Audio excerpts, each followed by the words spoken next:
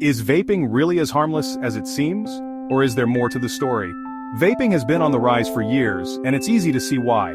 It's been touted as a safer alternative to smoking, a way to quit cigarettes without giving up the nicotine habit.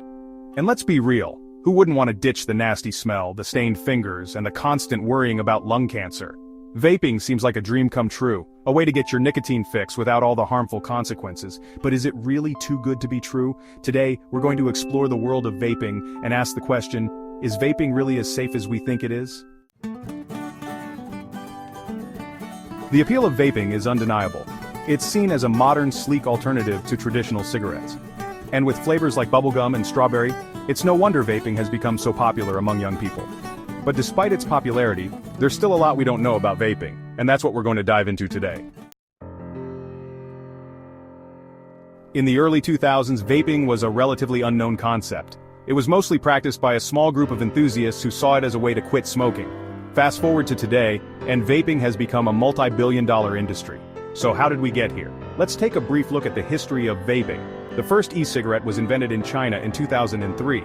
It was a crude device that looked more like a flashlight than a cigarette, but it worked.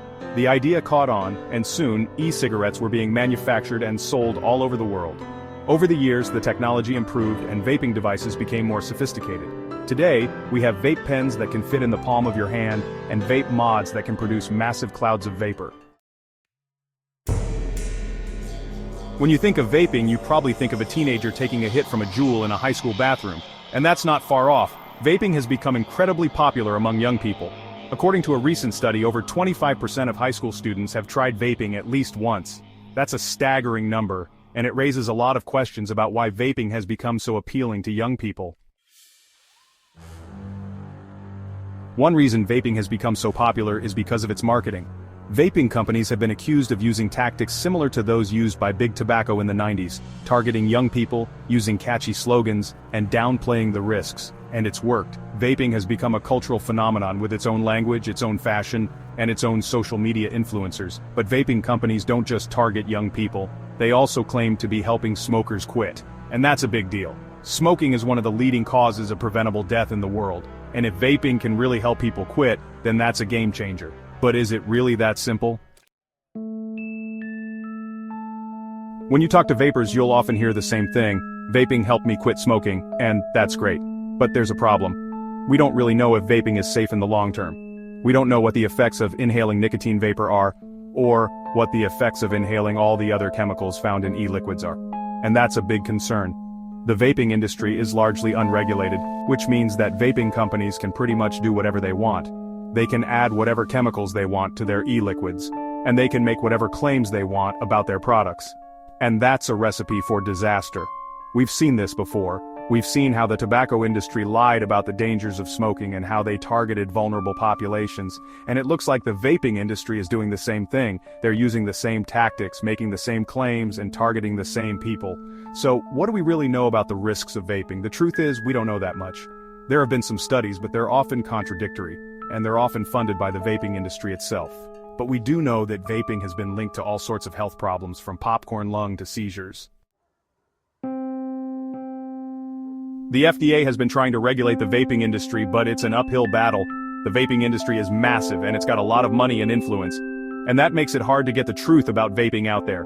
Despite the lack of evidence, many health organizations are sounding the alarm about vaping. They're saying that we need to be cautious, that we need to regulate the industry, and that we need to educate people about the risks. And that's right. So, what's being done to address the issues surrounding vaping? Well, for starters, the FDA is trying to regulate the industry. They're cracking down on vaping companies that target young people, and they're trying to get e-liquids off store shelves. Health organizations are also doing their part. They're launching public health campaigns, they're educating people about the risks, and they're pushing for more research into the effects of vaping. And researchers are doing their part too. They're studying the effects of vaping, they're looking into the risks, and they're trying to get to the bottom of what's really going on.